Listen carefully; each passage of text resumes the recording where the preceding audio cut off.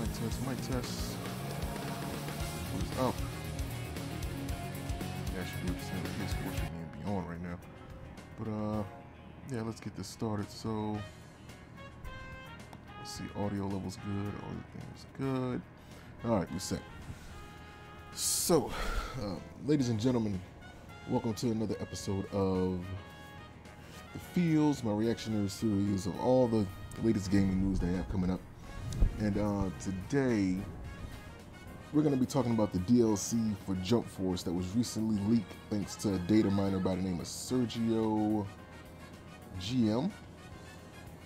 You know, shout out to the data miners that always like to dig for the information to give us, you know, us normies a chance to get an inside look on all things coming with DLC passes and things like that. So without further ado, it was recently discovered and announced that Jump Force was going to have 9 DLC characters coming later on for the game, as well as some patch fixes for the load times and things like that. Good thing I held off on buying this game, because, you know, any game that's big like this always going to have some type of issue with, like, the, you know, the load times and what have you.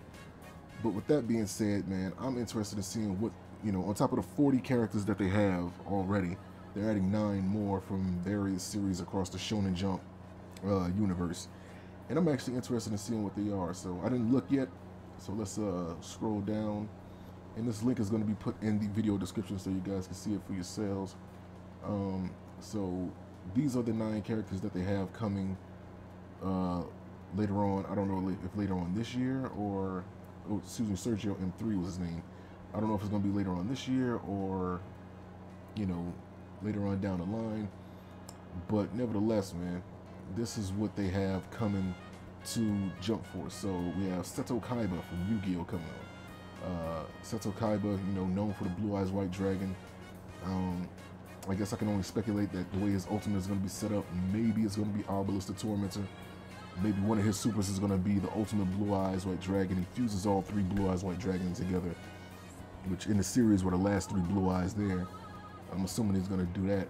Then he got Hitsugaya Toshiro, who was the little white-haired kid who's a captain. I forgot which squad he's captain of.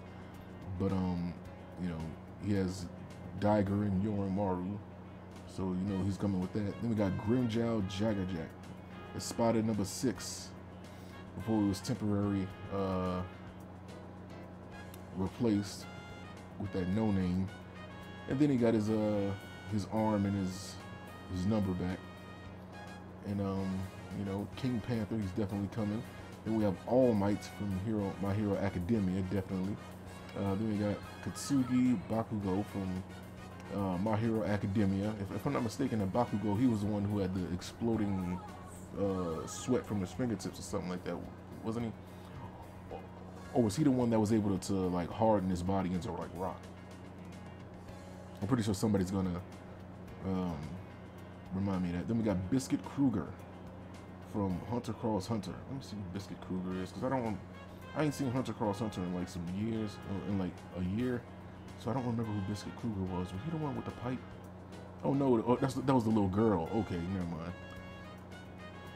That was the little girl with the big muscles and all that. Then we got Boo. I'm pretty sure it doesn't say which Boo though. I mean, it could be. I mean, Kid Boo kind of has his own identification. You know, Majin Boo is like the big fat one. I don't know. It's like it just says Boo.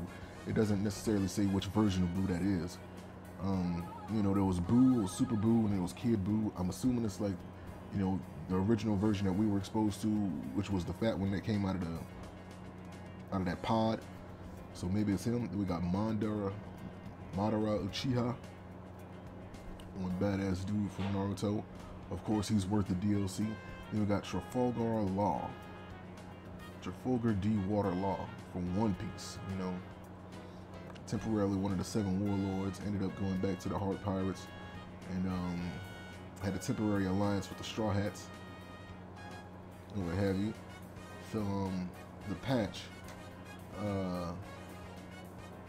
This game, I'm not exactly sure when it's going to come, but they said a character pass is going to be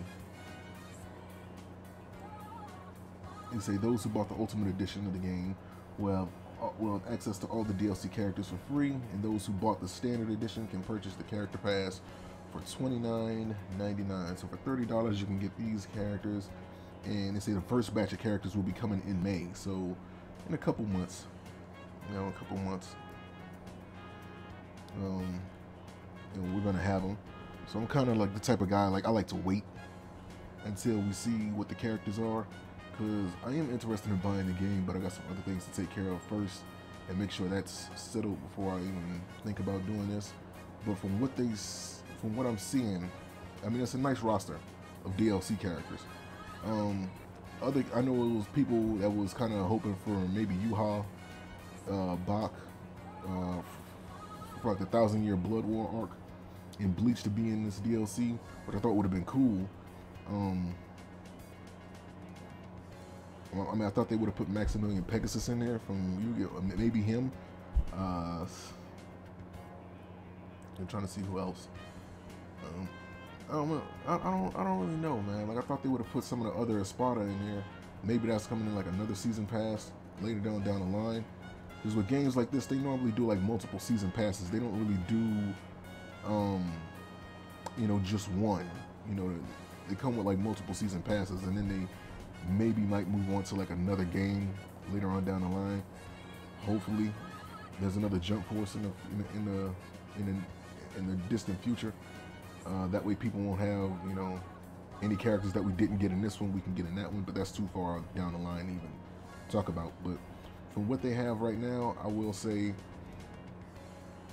I don't really have any complaints. One, because I didn't buy the game yet. Two, I didn't buy the season pass yet, so it's not like I'm spending any money to get disappointed if anything bad happens. But most definitely Madara. I think the best ones that, in my opinion, from the Datamined is Madara, Grimjow, and I want to say All Might, because those guys, well, not Grimjow necessarily, but All Might and Madara most definitely are like at the top of the list when it comes to DLC characters in a game like this, because they were like kind of like the big names in their series, because they were like these mystery characters at first that people didn't really know existed, and then all of a sudden when it revealed to be real, then it was like this big this big uproar about how awesome they were. So I definitely think those two for sure should have been DLC characters. Grimjow, he's had more of a presence, especially during like the 1,000-Year Blood War arc. On top of the other, over the other Espadas that were still alive. Biscuit Kruger, I don't remember her doing too much. I mean, I remember her having some skills, but for whatever reason, I just don't remember her doing too much in Hunter x Hunter. Like, I know she was with,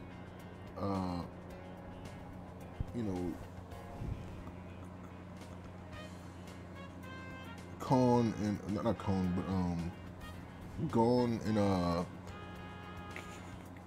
Killua for a while, helping them train and things like that. So I know she's like a master at what she does, but I'm just like, for whatever reason, I just didn't see enough. Maybe it's enough to make a character in a game like this, but there was other characters from that series I would like, I would actually like to have seen, like the Chimera King, like the Chimera Ant King as a part of the DLC. That would have been cool for My Hero Academia. From Bleach, I would kind of like to see more of the 7 Warlords in there.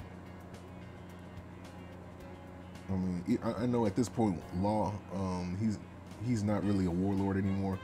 That was only something temporary to kind of like trick the government or whatever.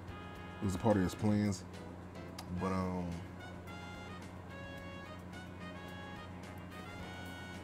overall, I will say this: I am happy with what they did, but of course they got to add more. I would like to see Kenpachi Zaraki, especially ever since his Bankai was revealed in in the Blood War arc. Who else would I like to see?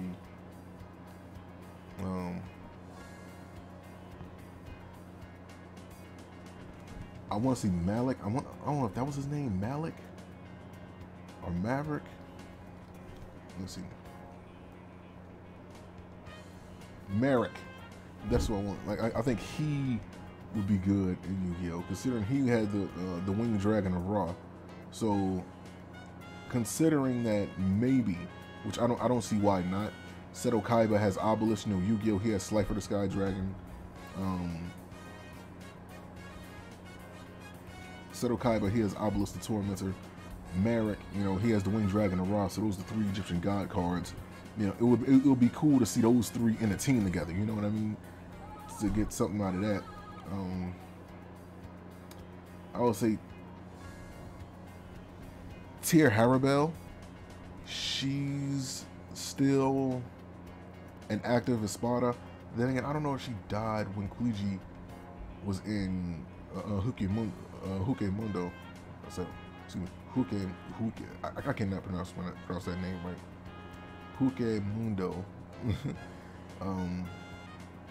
I don't know if she got killed. Like I don't remember if she got killed or if she was just like knocked out or badly hurt, and the members of her fraction had got captured. I don't know if it was like that or not.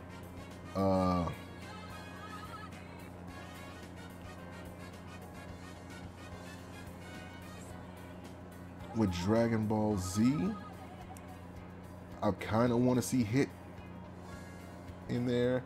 Jiren for sure. I mean, they got to put Jiren in there. Topo, I would like to see him in there as well.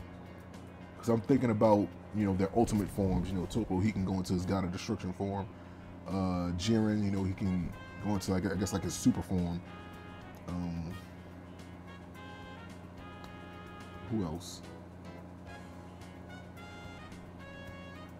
I'm assuming add Dragon Ball Super Broly in there. Yeah, maybe. I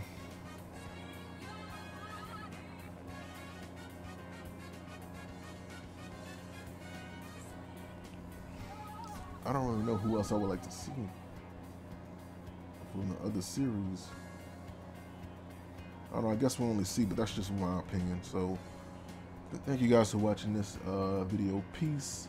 Again, the link to this article will be in the description so you guys can check it out.